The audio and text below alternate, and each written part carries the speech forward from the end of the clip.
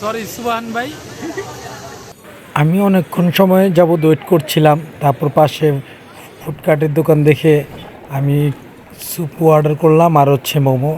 স্যুপটাও তো একটা ভালো ছিল না, কিন্তু হচ্ছে মোমোটা খুব টেস্টি ছিল, খেতেও খুব ভালো লাগছিল।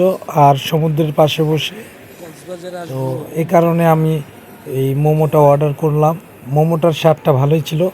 মোমোটা খাওয়ার পরে হচ্ছে যাব এই সি ফুড মার্কেটে, ওখানে আমরা মাছ কিনবো। মাছ কেনার পরে ওখানে বারবিকিউ করে খাওয়া দাওয়া শেষ করে তারপরে হোটেলে যাব। সি ফুড মার্কেটে ঢুকলাম। সামনেটা দেখো, সামনেটা দেখো।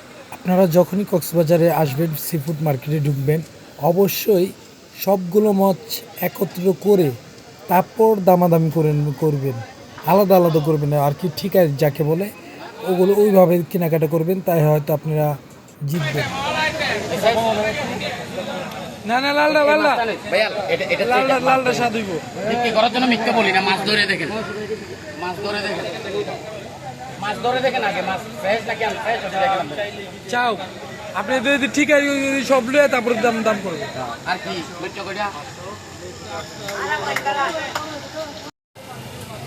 আমাদের মাছ কিনা হয়ে গেল ভাই। একটু কাকে এই মাছটা ধরতে পারলাম ভাই, একটু হাত দেন না ভাই। এত বড় মাছ সহজে এই বাজারে নাই মনে হয়।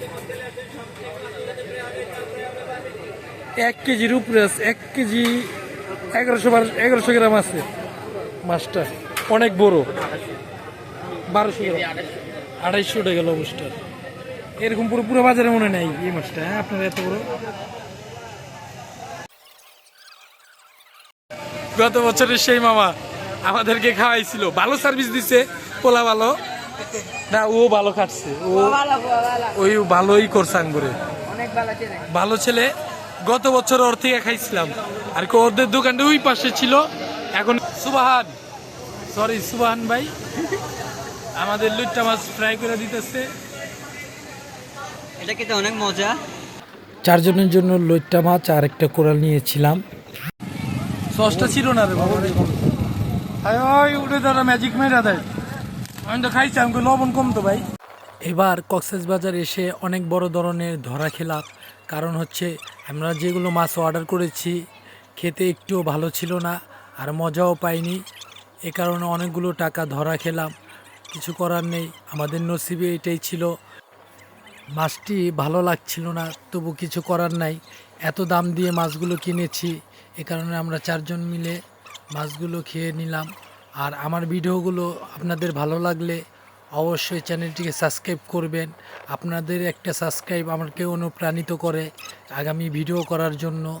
ধন্যবাদ, ভালো থাকবেন।